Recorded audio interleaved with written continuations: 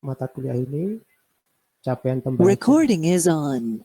Capaian pembelajarannya adalah mahasiswa S1 khususnya sistem informasi mampu memahami konsep kerangka kerja sistem informasi dan teori-teori yang mendukung pengembangan dan pemanfaatan sistem informasi, gitu ya.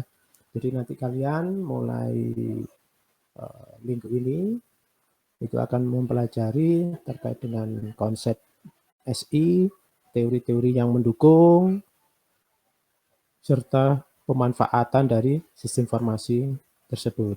Gitu ya. Subcapaian pembelajaran mata kuliah ini mengetahui rencana pembelajaran dan konsep dasar dari sistem informasi. Nah, ini buku-buku mungkin yang bisa kalian baca, tetapi tidak disarankan, bukan tidak disarankan ya, ya disarankan tapi tidak wajib ya, tidak wajib kalian, karena kalau beli buku pun ya sekarang sudah enggak zamannya lagi. Silahkan kalian cari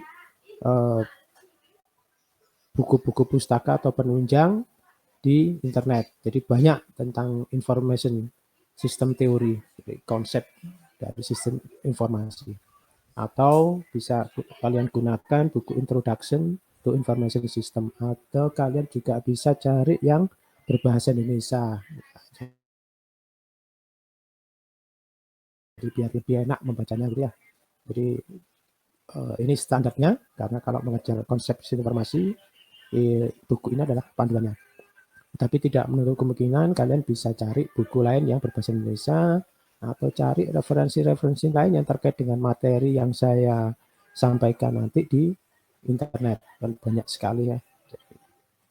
Oke. Kemudian komponen penilaian untuk UTS, UTS, UAS, dan kuis ya. Kalau ada kuis itu UTS-nya 40%, UAS-nya 40%, gitu ya. Kemudian kuis 20%. Untuk proses kehadiran ada 50% kehadiran, kemudian keaktifan dan teamwork 50. Untuk keaktifan dan teamwork ini maksudnya setiap kali saya menjelaskan kalian bisa bertanya atau menjelaskan ke temannya yang mungkin bertanya ya. Jadi kita saling mengisi ya. Jika kalian tahu lebih dulu silakan, karena dosen kan tidak pinter ya, tidak pinter, hanya tahu duluan gitu ya. Seperti itu. Kemudian nilai tugasnya itu 35%. Jadi gini, UTS dan UAS itu nilainya berapa? Dikali 40%, UAS-nya berapa? Dikali 40%. Kuis 1 dan 2, jadikan 1 bagi 2, kemudian dikali 20%. Dari total itu dibagi 3, kemudian dikali 35%. Oke, mungkin saya buka untuk pertanyaan tentang komponen penilaian. Silakan. Silakan kalau ada yang tanya.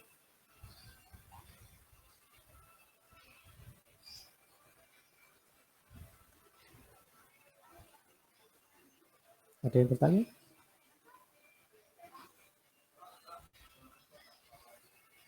Terdengarkan ya suara saya?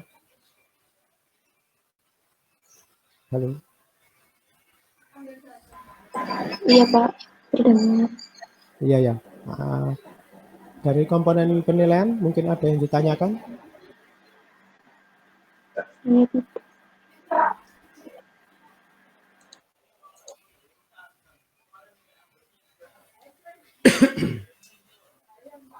Oke, tidak ada ya.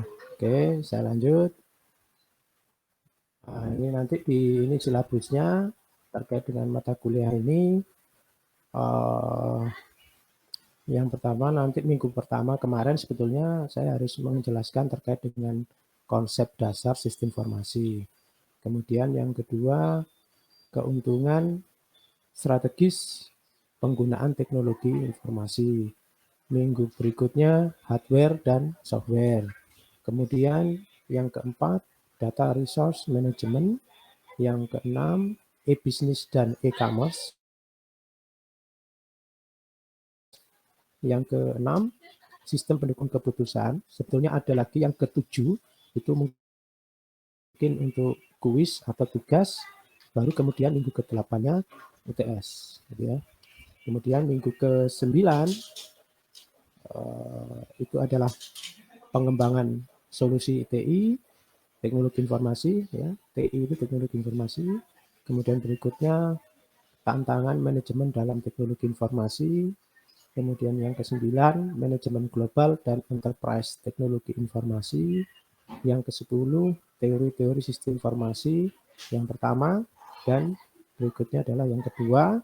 Kemudian nanti juga ada kuis dan UAS. Jadi pertemuan kita itu ada 7 minggu, ya, dimulai dari yang minggu kemarin, minggu ke-7, minggu ke-8 itu adalah UTS. Ya. Minggu ke-9 mulai kuliah lagi sampai dengan minggu ke-15. Ya. Minggu ke-16 baru kemudian kita melaksanakan UAS. Ya. Untuk persyaratan UTS, kalian harus mengikuti aturan di Narutama bahwa syarat untuk mengikuti UTS adalah lunas SPP bulan UTS. Ya. Misalkan minggu ini, minggu terakhir ya, minggu kedua September, berarti untuk UTS-nya 1, 2, 3, 4, 5, 6, 7. Oktober, awal November. Ya. Minggu pertama November kalian melaksanakan UTS. Berarti pada bulan November kalian bisa mengikuti UTS jika SPP lunas di bulan November. Ya. Tetapi ya tidak menutup kemungkinan karena posisi bulannya ada di awal November untuk UTS-nya, maka biasanya pelunasannya mundur ya. Kalau di pertengahan iya, ya yang pasti adalah bulan November, tapi kayaknya UTS-nya di awal November. Ya. Jadi mungkin tanggal berapa? Tanggal muda itu. Jadi mungkin pelunasan atau syarat administrasi SPP-nya di bulan Oktober, SPP Oktober. Kemungkinan ya, tapi kita nggak tahu. Ya, mungkin tergantung rapat pimpinan nanti ya. Kemudian untuk UAS juga begitu. Kita ketemuan 7 kali pertemuan. Minggu berikutnya atau minggu ke selanjutnya baru UAS, gitu ya. Jadi mengikuti juga SPP-nya di bulan apa. Kalau di pas UTS-nya, UAS-nya di pertengahan, insya Allah ya pasti SPP di bulan itu syarat administrasinya. Ya. Oke, ada pertanyaan lagi? Silakan terkait silabus dan pelaksanaan perkuliahan ini nanti. Silakan.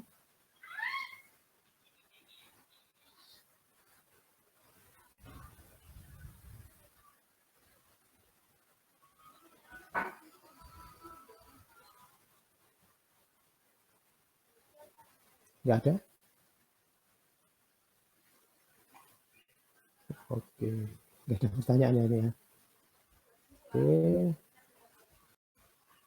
saya lanjut ke konsep sistem informasi.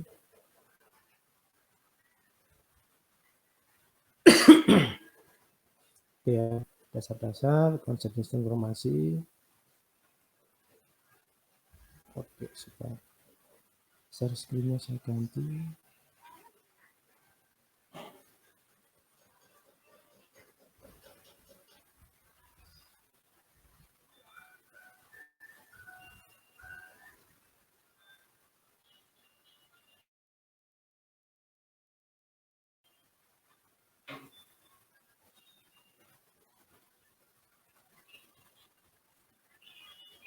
Oke.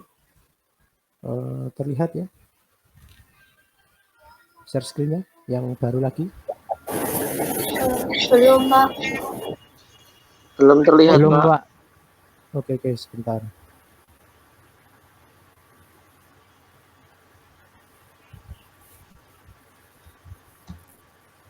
Oke, seperti ini terlihat ya. Sudah, Pak. Sudah, Pak, terlihat, Pak.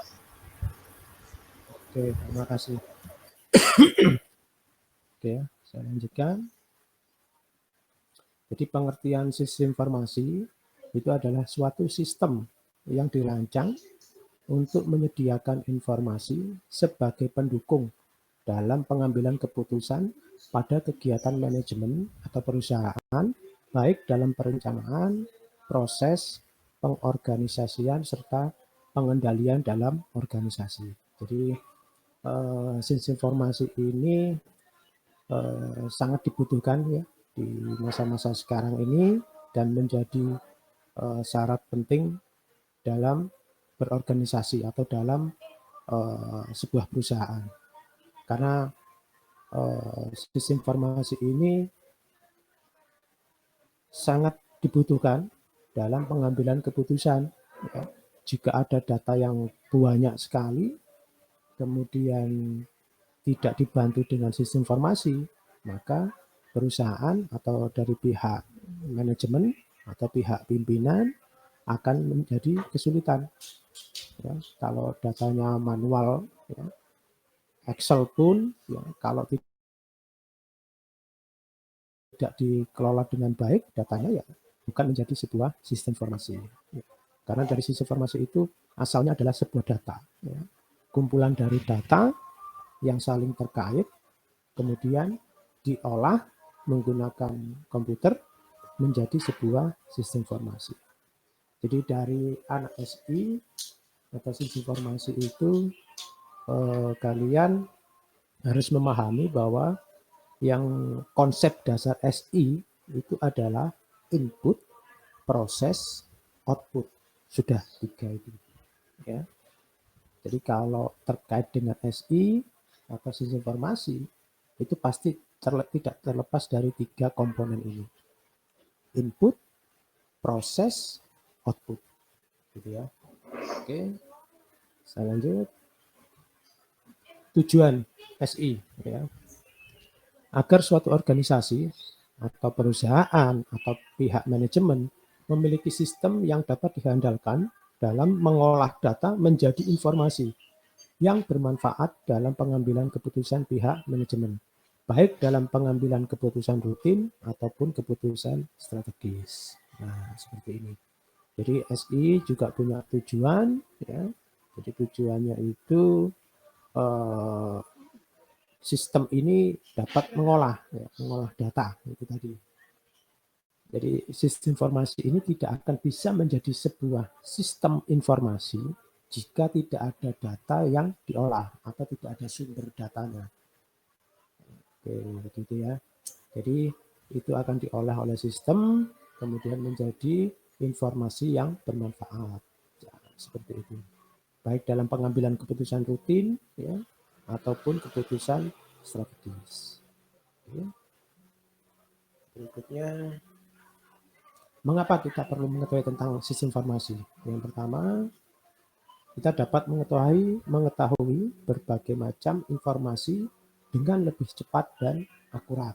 Nah, yang tadinya lama atau ya masih ya zaman dulu ya, kalau zaman kalian masih SI-nya masih terlihat. Kalau zaman saya benar-benar masih terlihat katanya ya. Tahun 90-an. Nah, itu komputer belum banyak dipakai di perusahaan besar perusahaan kecil-kecil. Ya. Masih catat mencatat. Ya, catatannya hilang. Nagih misalkan kita mau kredit mencatat biasa. Nah, biasanya bank tetel atau bank kredit kalau kita kredit ini. Nah, itu dicatat, kalau catatannya hilang ya sudah, nggak bisa nagih, nggak bisa kan. Nah, seperti itu. Jadi informasi yang didapatkan jadi kurang lengkap karena masih benar-benar manual kalau zaman dulu. Kalau zaman sampai sudah lahir tahun 2000-an, anak-anak tahun 2000-an, SI-nya sudah semua berjalan dengan baik, sudah mulai berjalan. Kemudian yang kedua, dengan adanya SI, kita dapat menambah pengetahuan terkait dengan teknologi informasi. Nah, ini kan banyak sekali terkait dengan sistem informasi ini, teknologi informasinya menggunakan apa? Ya. Zaman dulu masih pakai komputer, kemudian bertingkat, memakai laptop, kemudian alat komunikasi pun itu masih sangat standar ya, seperti telepon biasa, kemudian handphone besar, kemudian handphone makin kecil, sekarang berbasis Android, berbasis iOS, semakin besar, nah, jadi semakin besar kembali handphone. Jadi kalau zaman dulu handphone itu besar-besar, tebel-tebel, seperti ulek-ulek gitu. Jadi kemudian makin tahun 2005 itu handphonenya mulai mengecil, semakin kecil semakin bagus. Ini zaman dulu 2005. Ya. Kemudian tahun 2006, 2009, 2006 ya mungkin 2007 itu sudah mulai Android memperkenalkan diri, masih belum awam orang masih pakai dan itu juga masih mahal ya. Tapi lambat laun semua beralih ke Android semua.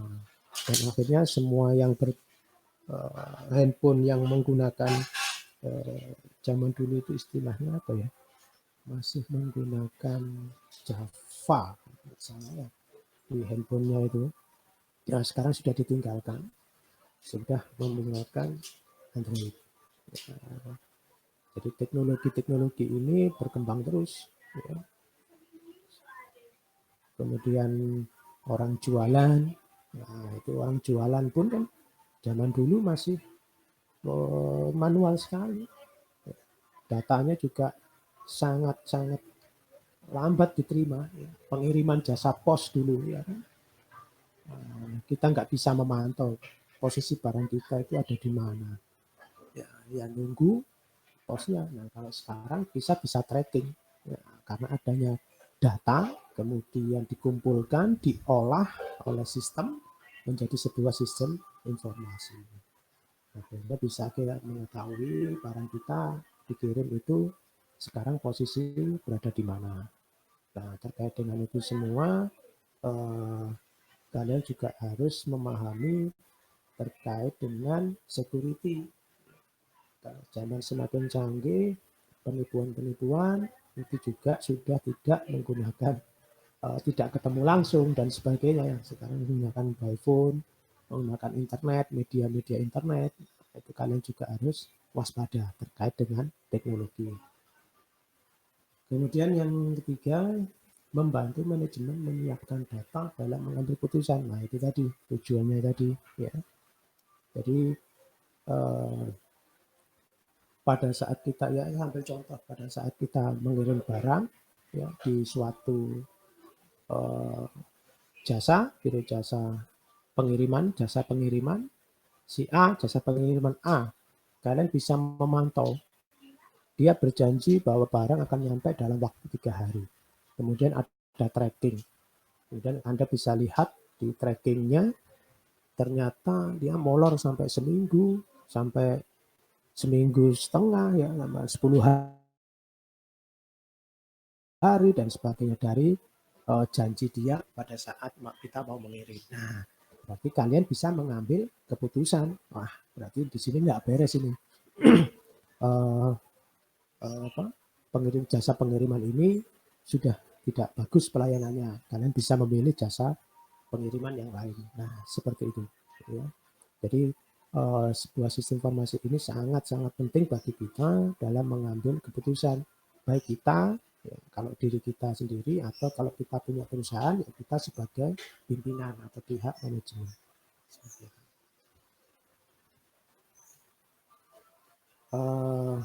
Kemudian definisi sistem.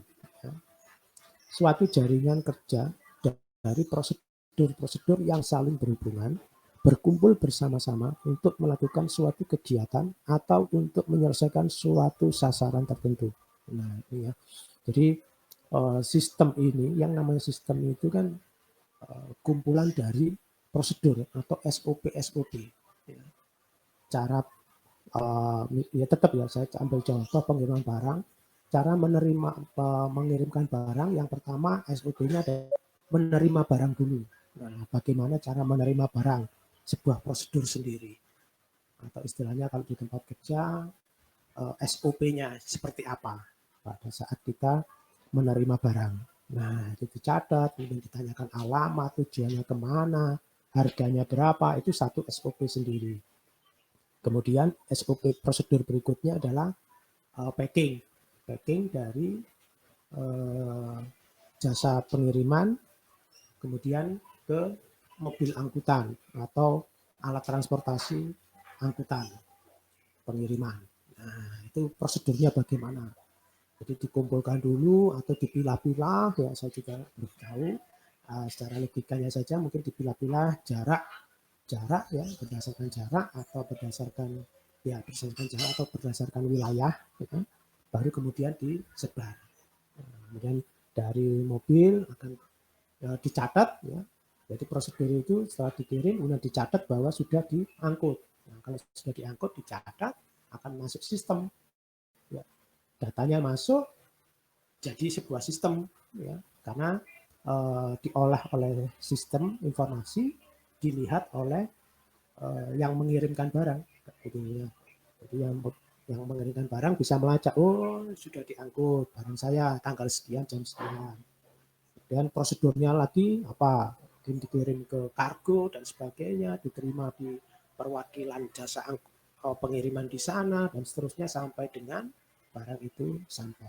Jadi sistem itu adalah suatu jaringan kerja dari prosedur, ya, prosedur. Jadi kumpulan-kumpulan pekerjaan dikumpulkan, jadi dikelompok-kelompokkan, digabung jadi satu, namanya sistem. Seperti itu. Nah, contoh seperti ini, sekumpulan unsur atau elemen yang saling berkaitan dan saling mempengaruhi dalam melakukan kegiatan bersama untuk mencapai tujuan. Contoh sistem komputer atau PC. Ya, unsurnya apa? Keyboard, CPU, mouse, printer. Tujuannya untuk mengolah data. Nah, jadi itu tujuan dari sistem informasi. Jadi komputer, ya, mempunyai unsur keyboard. Nah, keyboard kan bekerja sendiri, prosedur sendiri. Ya. CPU punya prosedur sendiri. Ya. Ada prosesor, ada RAM, ada hard disk dan sebagainya. Monitor itu juga prosedur sendiri, mouse itu juga prosedur sendiri, kemudian printer untuk juga mempunyai prosedur sendiri. Nah, tujuannya adalah pengolahan data seperti itu. Contoh yang lain, sistem pabrik, unsurnya terdiri dari apa? Ya, sistem itu dari orang, bahan, mesin, order. Nah, kalau tidak ada order, tujuannya apa? Dari keempat unsur ini bersatu, digabung menjadi sebuah produksi. Untuk memproduksi barang. Nah, ini yang harus kalian pahami dari definisi sebuah sistem. Kemudian karakteristik sistem. Ya. Karakteristik sistem mempunyai sasaran atau secara objektif, ya, sesuatu yang ingin dicapai dalam jangka pendek atau jangka panjang. Kemudian tujuan atau goal, pencapaian akhir yang hendak dicapai dalam waktu yang panjang. Jadi melalui proses. Kendali atau kontrol, menjaga sistem agar berjalan sesuai rencana dan tujuan. Nah, ini kendali ini biasanya dari akhir, ya, finishing. Selama proses itu ada prosedur-prosedur atau aturan-aturan yang harus dijalankan. Kemudian tidak lupa yang terakhir adalah umpan balik atau feedback, ya, untuk mengukur dari hasil yang dihasilkan oleh sistem informasi itu, kemudian disampaikan ke pengguna atau user, informasinya bagaimana? Oh, kok datanya kok begini ya, kok salah. Nah, itu namanya umpan balik. Kemudian dari pembuat atau perusahaan sistem, ya, akan menerima umpan balik atau feedback itu untuk melihat ya. Jadi umpan balik itu, oh ini umpan baliknya ternyata kok berbeda informasinya. Nah, umpan balik itu diterima oleh ini, kemudian dilakukan kontrol lagi. Kok bisa kontrolnya ini lepas? Apa ada yang salah dari kontrol? Nah, itu tetap diperbaiki secara terus-menerus. Dari feedback ini sebuah sistem juga akan lebih bagus, sebuah sistem informasi akan lebih bagus, lebih baik, dan lebih sempurna jika ada umpan balik. Ya. Kalau tidak ada umpan balik ya kita nggak tahu sistem kita ini berjalan dengan baik atau tidak. Kemudian katanya menyediakan laporan dan kemudian akses yang berguna untuk pengambilan keputusan. Nah, ini pokoknya sistem informasi ini tidak lepas dari pengambilan keputusan ya, karena informasi misalkan perdagangan penjualan bulan ini ternyata turun. Nah, berarti si manajer akan mengambil keputusan. Kenapa kok bisa turun? Alasannya apa? Bisa ditelusuri di bawahnya, di karyawan-karyawannya. Kenapa ini? Alasannya apa? Kan bisa langsung bertanya. Karena pimpinan atau pihak manajer itu kan tidak langsung terjun terus menerus ya untuk mengikuti penjualan, kan nggak harus nunggoni lah istilahnya, menunggu terus menerus. Nah, makanya digunakan sistem tadi, sistem informasi gitu. Kemudian membantu manajer dalam menyiapkan laporan melalui data yang disiapkan oleh SIM. Nah, ini juga ya sama ya, jadi menyiapkan data laporan. Nah, dari data-data itu kemudian digunakan untuk pengambilan keputusan. Nah, kemudian berikutnya definisi informasi. Nah, hasil pengolahan data yang sudah menjadi bentuk serta memiliki arti tertentu. Ya, itu adalah informasi. Informasi asalnya dari data. Ya. Data itu adalah sekumpulan fakta yang menjadi bahan pengolahan lebih lanjut. Jadi kalau data tidak diolah, tidak menjadi sebuah informasi. Ya, misalkan datamu, nama, alamat, tempat tanggal lahir, dan sebagainya, kemudian dipisah-pisah, alamat di namamu, saya kasihkan sana temanmu, alamat saya kasihkan temanmu yang lain, kan nggak berfungsi. Kalau tidak luas, siapa ini si A? Nah, kan nggak tahu. Tapi begitu data itu digabung, ya, sekumpulan data itu digabung, si A alamatnya di sini, tempat tanggal lahirnya sekian, alamatnya di sana, maka menjadi sebuah informasi. Jadi itulah data. Ya. Jadi data itu tidak sebenarnya ya bukan jadi informasi ya, belum jadi sebelum diolah lebih dulu seperti itu. Kemudian contoh, nah itu ada contoh informasi kependudukan, biodata, penduduk, nama, jenis kelamin, tempat tanggal lahir, pekerjaan, pendidikan. Informasinya apa? Jumlah penduduk miskin, kemudian jumlah penduduk yang pekerjaan, sesuai dengan pekerjaan itu apa saja.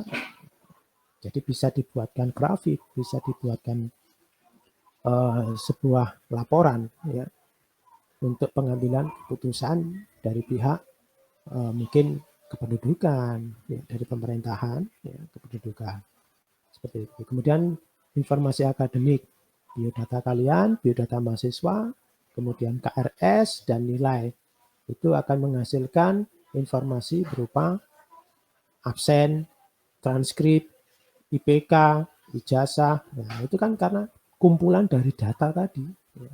Kalau hanya masih biodata tok mahasiswa, ya, di dalam sistem informasi akademik, nama, alamat, tempat telepon, tanggal lahir sudah dikasihkan itu tok. Ya sudah belum jadi informasi, itu masih berupa data. Karena skopnya adalah akademik kan, sistem informasi akademik. Karena terkait dengan nilai, nggak ada artinya akhirnya. Jadi masih mentah, jadi masih berupa data, bukan sebuah informasi. Tapi kalau KRS dan nilai digabung menjadi satu, maka akan menjadi sebuah informasi. Ya, berupa transkrip, IPK kalian, yang terakhir adalah ijazah. Seperti itu. Oke.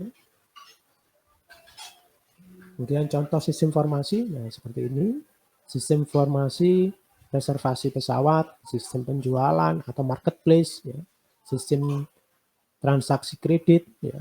Mobil, motor, elektronik, sistem pembayaran supermarket atau pos, ya.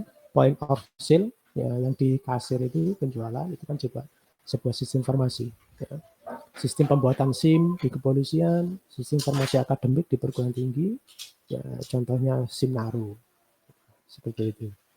Oke, sampai di sini. Ada pertanyaan? Silakan.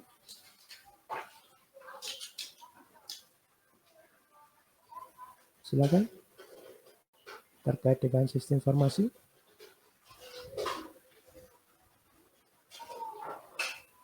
Karena setelah ini nanti juga akan saya sampaikan terkait dengan tugasnya. Ada tugas untuk minggu ini, ya, diselesaikan dalam waktu seminggu. Oke, ada pertanyaan? Tidak ada? Atau kurang jelas penjelasan saya? Ya, silakan ditanyakan kurang jelasnya di mananya. Silakan ditanyakan, gitu ya. Oke.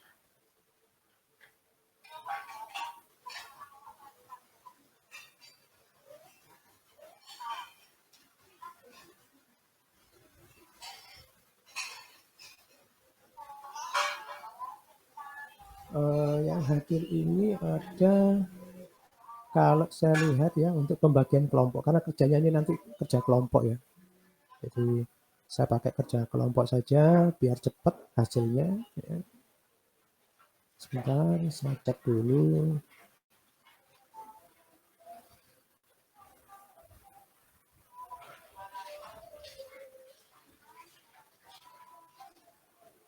Jumlah keseluruhan peserta mahasiswanya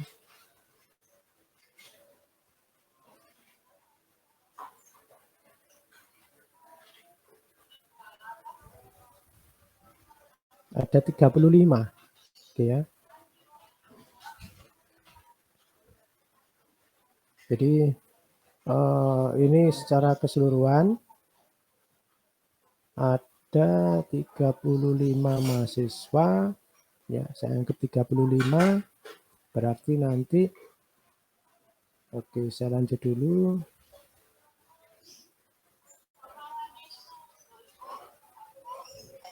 Oke ya, saya lanjut dulu ya. Kalau nggak ada pertanyaan. Bagian SIM atau bagian sistem informasi, ya, manajemen. Yang pertama adalah hardware, software, dan brandware. Untuk hardware, nah itu tadi, ya, ada input, proses, dan output atau seperangkat PC. Inputnya itu berupa apa? Ya, inputnya apa? Input dari PC atau hardware itu apa saja? Silakan dijawab. Biar saya nggak ngomong sendiri, biar ada interaksi. Input dari hardware atau PC itu apa? Apa saja? Sebutkan. Mouse, keyboard, terus scanner, Pak. Kamera. Oke, masnya namanya siapa? Jika berapa? 0422 Sebentar, saya catat untuk nilai plusnya ya. Jadi kalau menjawab pertanyaan saya, akan saya catat dan saya masukkan ke dalam nilai tambahan, nilai plusnya. NIM berapa, Mas? 04 0422 22 00 00 53. 53. Namanya Dika. Dika Aditya Pratama. Dika Aditya Pratama. Oke, Mas Dika. Jawabannya betul sekali. Jadi ya, Terima kasih, Pak. oke, ya bisa dimatikan dulu mic-nya. Mic-nya di mute dulu, Mas Dika. Oke. Jadi input itu menurut Mas Dika adalah mouse, keyboard, ya, kemudian apa tadi, scanner dan lain-lain, mouse pen, bisa juga itu adalah input. Oke, kemudian kalau proses, silakan. Ada yang mewakili selain Mas Dika ya, yang sudah jawab nggak boleh jawab lagi. Silakan untuk proses. Silakan dijawab. Hardware yang meliputi proses. CPU, Pak. Oke. Apa saja? Nah ya CPU, seperangkat PC. Apa saja? Ya, motherboard, prosesor, RAM, Prosesor, VGA, dan lain-lain, Pak. VGA, dan lain-lain. Artis sih, gak lari. Nah, Ya, artisnya, Pak. Sekirim, Pak. iya, Power bener. supply, Pak. Nah, wes ya wes. Tapi ngerti anak SI kan gitu ya. Oh, ya. NIM saya nggak ditanya, Pak. Nggak dikasih nilai plus, Pak. Iya lah, sebentar. Kan belum. Oh, iya, Pak. Iya, Pak.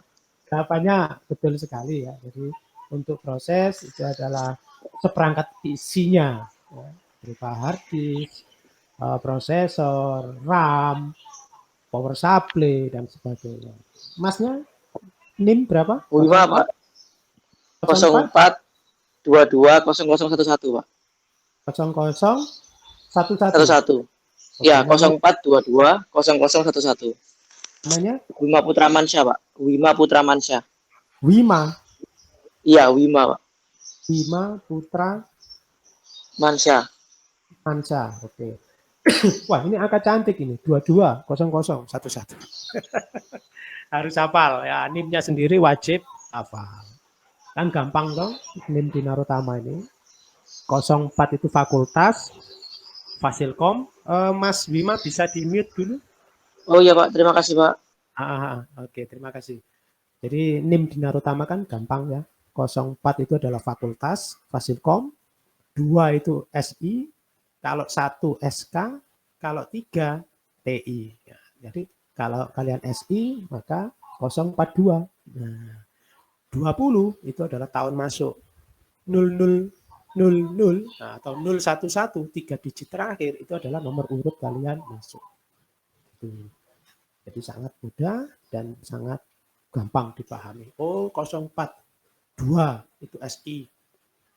Tahun 2020 aku masuknya. Oh, 042 20 001 atau 011 dan seterusnya. Oke, saya lanjut berikutnya. Silakan dijawab yang lain untuk output. Monitor, Pak. Monitor. Terus Speaker dan printer monitor, speaker, dan printer. Proyektor, printer, proyektor. Nah, itu ditambahkan sama mbaknya. Speaker. Satu-satu. Tenang saja karena gini. Cara menjawabnya kalian tidak perlu khawatir ya kan? Karena setiap pertemuan itu pasti ada pertanyaan kecil-kecil lah yang kalian jawab.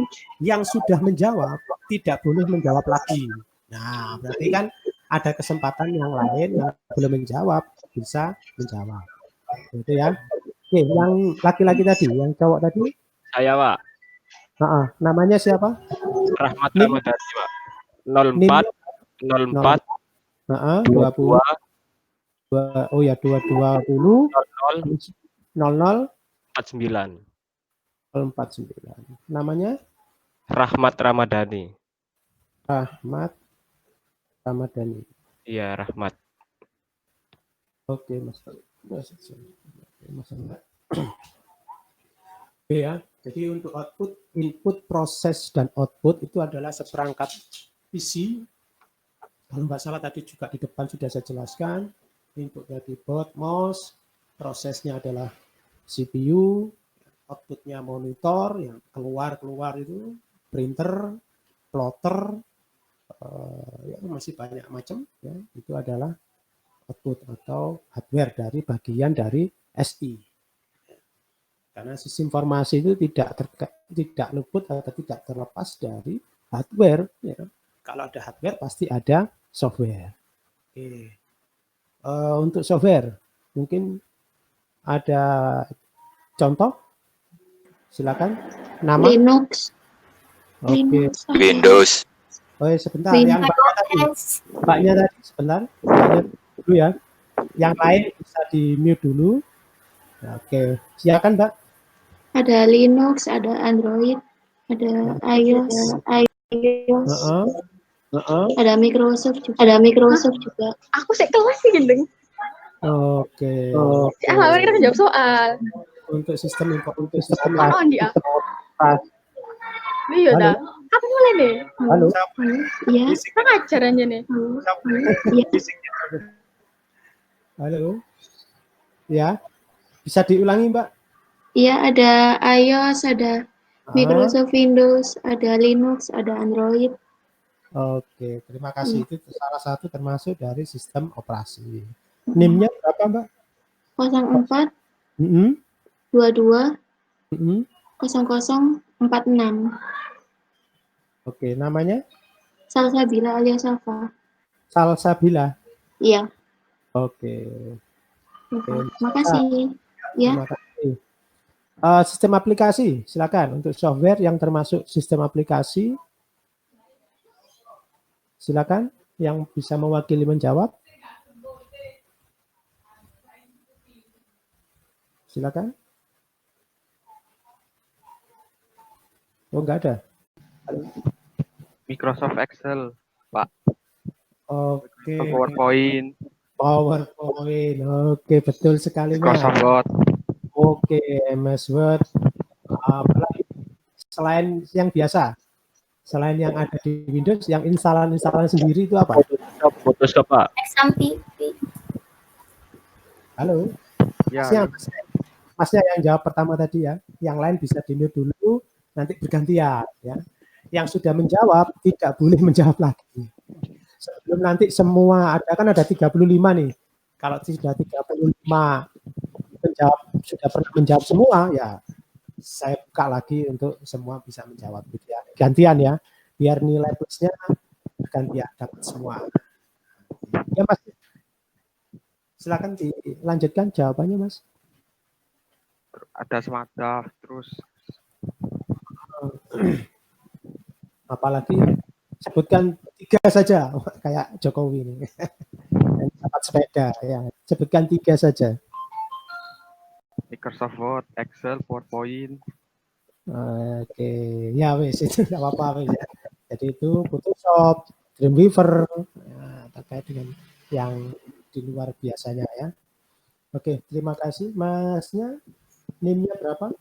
04 Ah, 22 ah, 00 ya, 36. 36 dengan Mas Dimas Pratama Putra. Dimas Pratama. Oke, Mas Dimas. Oke, berikutnya bahasa program, silakan.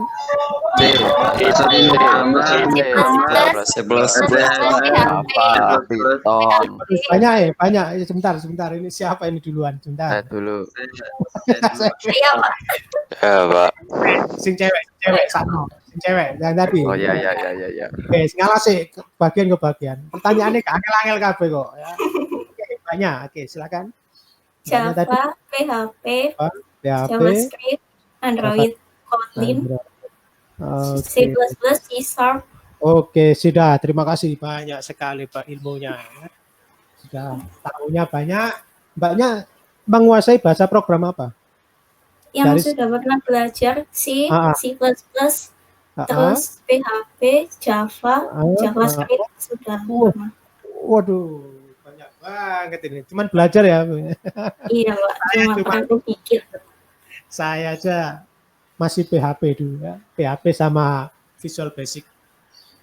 Oh, kalau Visual Basic belum pernah lagi, Pak. Ya, sudah nggak laku sekarang. Oh. Oke, jadi untuk yang lain, ya, Isya, NIM-nya berapa? 04 22 0055. Namanya? Prasanti Oktaviana Pamuji. Prasanti?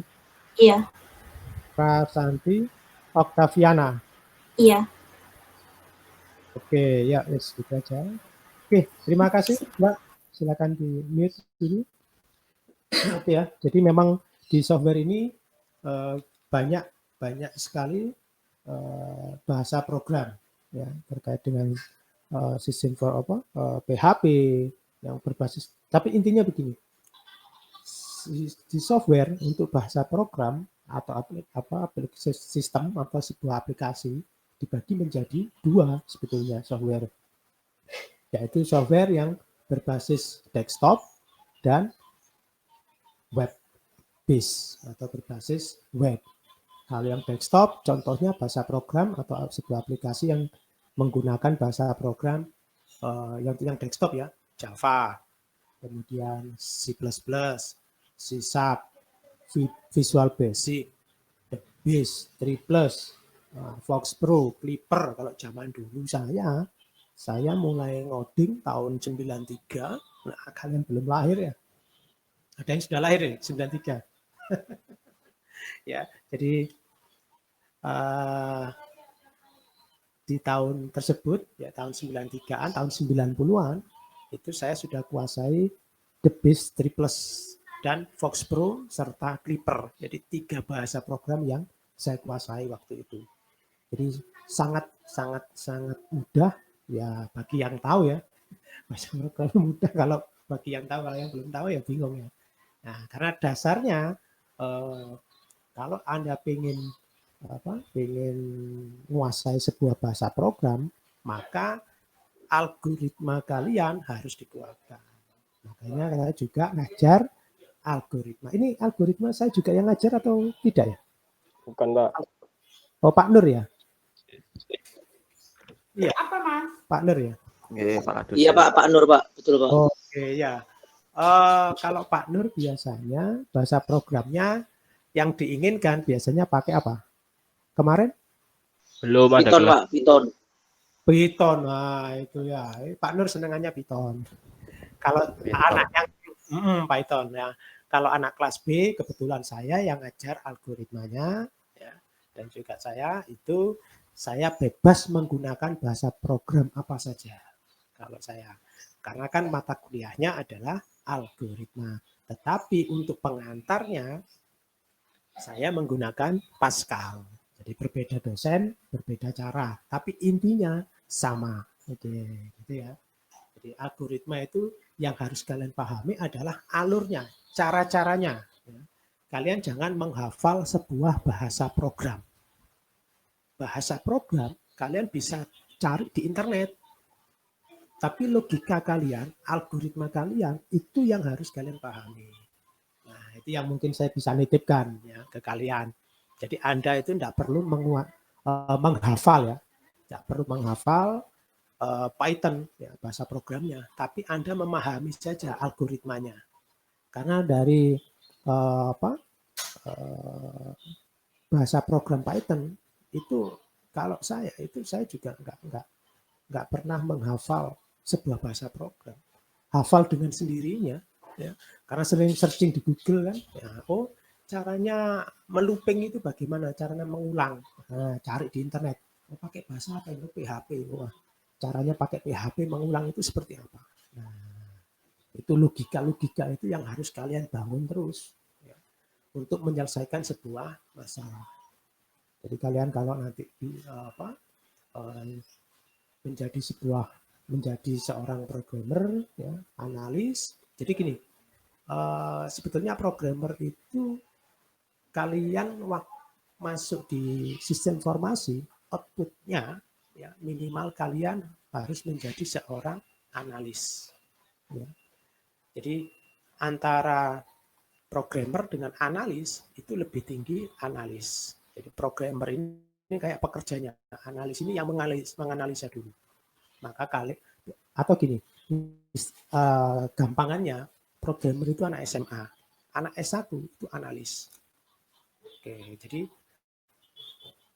kalau kalian masuk ke analis ya sudah tentu kalian harus memahami sedikit banyak bahasa program supaya kalian bisa menjelaskan analisa Anda, analisa sistem informasi yang kalian pelajari, yang kalian analisa itu bisa diterapkan ke programmernya. Nah, itu juga suatu pekerjaan tersendiri. Makanya gaji selain jabatan itu lebih tinggi jabatannya daripada programmer. Jadi kalian ini bisa kan untuk menjadi sebuah analis, seorang analis, seorang analis. Tapi tidak menutup kemungkinan seorang analis harus tahu dulu programmer itu seperti apa. Ya. Karena kadang analis mintanya seenaknya sendiri, padahal di programmer, di bagian program itu tidak bisa dikerjakan. Kadang ada analis yang seenaknya sendiri. Nah, makanya kalian juga harus tahu dunia pemrograman. Makanya ada yang namanya mata kuliah dasarnya adalah mata kuliah algoritma dan pemrograman. Nah, itu di semester 1 wajib kalian tempuh. Ya. Dan itu kalian harus pelajari betul-betul, itu dasar. Algoritma itu dasar dari segalanya. Kalian kuliah di Narutama, di jurusan sistem informasi.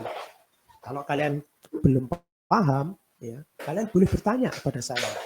Ya, meskipun saya bukan dosen kalian, tapi saya hanya mengajarkan caranya, algoritmanya. Jadi kan Pak Nur mintanya ada bahasa program, nah, ini tidak apa-apa, kita sharing. Ya. Anak-anak yang pagi, anak yang kelas sore, begitu ada tugas dari saya wajib mencontoh. Nah, itu beda. Jangan dibedakan ya, Pak Nur dengan saya. Itu terkait dengan bahasa program. Tapi mencontohnya itu tidak boleh sama persis, ya, ada syaratnya tertentu. Itu saya jelaskan di kelas B. Ya. Boleh mencontoh tapi ada syaratnya.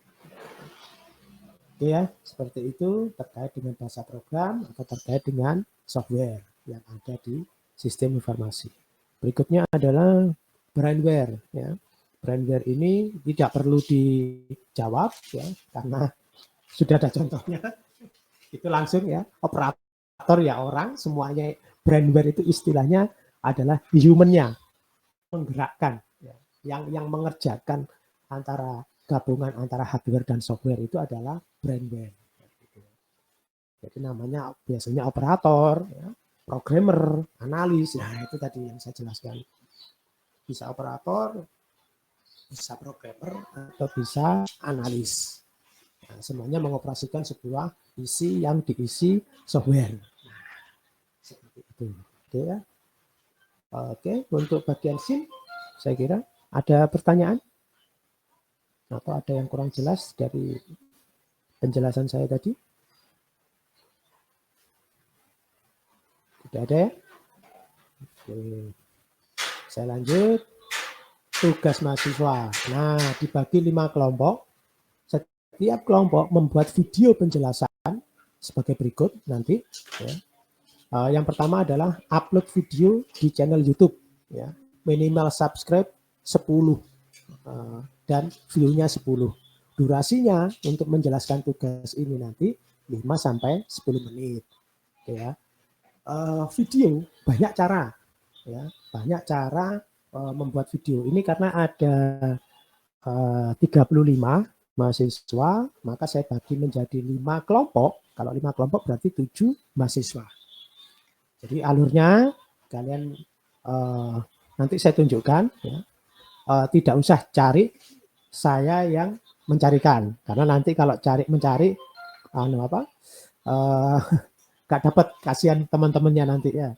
Jadi saya yang bagi nanti setelah ini. Ya.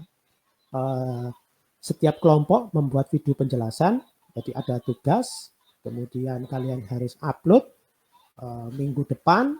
Nah, untuk tugas kelompok 1 itu yang menampilkan videonya di-share, kemudian dijelaskan. Ya, kayak saya ini seperti ini, nanti ada tanya jawab juga. Ya, jadi ada kalian harus belajar kelompok, silakan kan nggak harus ketemu ya, kalian bikin pakai Jitsi kecil-kecilan untuk ketemu, boleh-boleh saja, bisa ya. Jadi upload video di channel YouTube, minimal subscribe-nya 7, subscribe dan view-nya 10-10. Ya. Durasinya antara 5-10 menit, diisi lagu. Ya. Nanti kalau ada yang kurang jelas, kalian bisa lihat materi ini kan sudah saya rekam. Ya. Nanti saya masukkan di YouTube, kemudian kalian bisa lihat lagi di YouTube saya. Di Elina, nanti linknya saya kasih di Elina. Oke, untuk tugas ini ada pertanyaan? Sebelum saya masuk ke tema-temanya. Pak, saya izin bertanya, Pak. Ya, silakan. Yang itu kan yang poin nomor 2 itu kan minimal subscriber dan view kan 10. Kalau misalkan di channel YouTube-nya sudah melebihi subscribernya lebih dari 10? Ya wes, ya alhamdulillah. Cari kelompok yang subscribe-nya lebih dari 10 kalau gitu. Nah, tidak apa-apa ya. Ini hanya syarat Ya. minimal. Itu kan lebih dari itu, Pak. Ya enggak apa-apa, ya lebih. Kan minimal itu, Iya. minimal. Ya, minimal saja. Durasinya jadi menjelaskannya dilambat-lambatkan sambil dikasih contoh mungkin ya. Supaya durasinya 35 sampai 10 menit. Gitu ya. Berarti itu tugas kelompoknya kan 5 orang, Pak ya? 7, maksimal 7. Saya yang bagi nanti. Betul. Ya, setelah ini saya bagi. Berarti semuanya itu menjelaskan tentang apa yang Bapak Ya. kasih materi tersebut atau gimana? Iya, ada. Ya, setelah ini saya info untuk 5 kelompok ya. Ya, Pak. Ya, Pak. Makasih, Pak. Ya, saya lanjut dulu. Nanti kalian bisa mengulangi kalau kurang jelas, bisa kalian lihat di YouTube. Ya. Oke, untuk tugas kelompok 1 seperti ini. Temanya, judulnya adalah sistem informasi, sistem dan informasi. Yang kalian perlu bahas di dalamnya, pengertian tentang sistem, karakteristik tentang sistem, jenis-jenis sistem, kemudian model sistem. Kalian cari mungkin bisa contoh dan sebagainya atau apa sajalah ya. Yang penting Anda bisa menjelaskan berupa video. Oke. Kemudian untuk kelompok 2 konsep sistem dan informasi. Nah, sub yang harus dibahas, sub bahasan adalah konsep fakta, kemudian data dan informasi, karakteristik kualitas informasi, dan yang terakhir komponen sistem informasi. Ya, itu untuk kelompok 2. Berikutnya kelompok 3 temanya adalah konsep pengambilan keputusan berbasis sistem informasi. Sub bahasan kalian nanti yang dijawab apa yang dibahas, tipe kegiatan manajemen, tipe keputusan manajemen, tipe informasi bagi manajemen, dan terakhir karakteristik informasi. Jadi ini sub bahasan dari kelompok 3. Tipe kegiatan manajemen ini maksudnya dari sisi perusahaan ya, manajemennya itu bukan apa manajemen ini adalah apa sebuah perusahaan ya. Kegiatan sebuah perusahaan, tipe keputusan dari pimpinan perusahaan ya, tipe informasi bagi pimpinan perusahaan atau pihak manajemen seperti itu. Kemudian kelompok 4 temanya adalah konsep pengambilan keputusan, masih sama berbasis sistem informasi ya, subbahasanya informasi dan peran manajemen.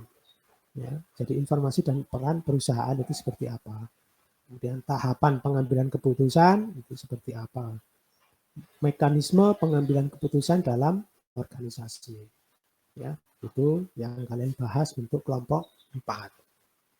Kelompok 5 itu teknologi sistem informasi. Yang kalian bahas ya sistem komputer itu sendiri, sistem perangkat keras, sistem perangkat lunak, hubungan antara perangkat lunak dan perangkat keras atau perangkat keras dan perangkat lunak. Nah, ini adalah tugas untuk 5 kelompok dan ada judul dan subbahasan. Jadi di videonya nanti harus yang pertama logo Narutama ya, ini wajib.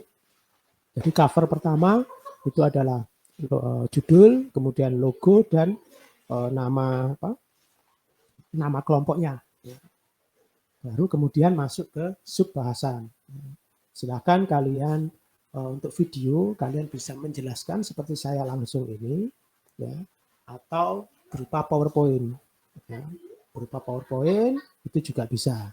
Jadi kalian atur durasinya, kalian sambil menjelaskan, ngomong, ya, diiringi dengan musik sedikit-sedikit mungkin, samar-samar musiknya, background, dan sebagainya. Ya. Jadi untuk video silakan kalian berkreasi sendiri. Ya. Jadi minggu depan ini dikumpulkan semua, kemudian presentasinya dimulai kelompok 1. Jadi mengerjakan tugas dalam waktu 1 minggu untuk sampai dengan UTS tugasnya. Ini tugas apa? Tugas besarnya ya. Nanti UTS ada sendiri. Gitu ya. Jadi yang termasuk kuis itu saya anggap di tugas ini.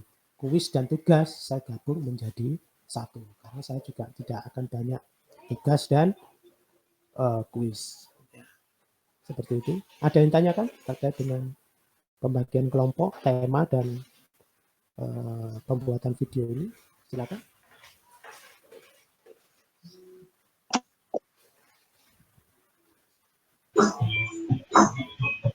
Untuk nama-namanya Pak, gimana? Ya, oke, silakan di-mute dulu Mas.